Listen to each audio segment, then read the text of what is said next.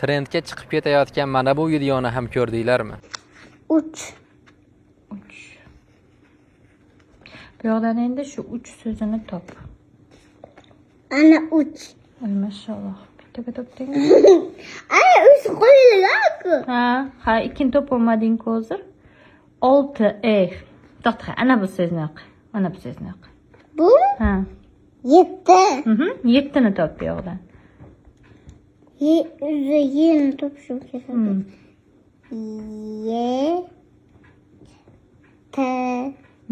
Barakallah. 7. Tamam, tamam. 7. 7. Buni aylanib olmading. 2. Ha. 7. Endi Bu Qizaloq idrok kitobini 108 betini atiga 3 kunda nihoyasiga yetkazibdi. Nega deysizmi? Chunki idrok kitobining ichidagi mashqlar farzandingizni zeriktirib qo'ymaydi, aksincha qiziqtirib boradi. Mana bu qoldirilgan fikrlardan bilib olsangiz ham bo'ladi.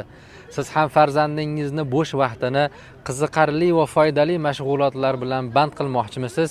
Bu borada sizga idrok kitoblari yordamga keladi.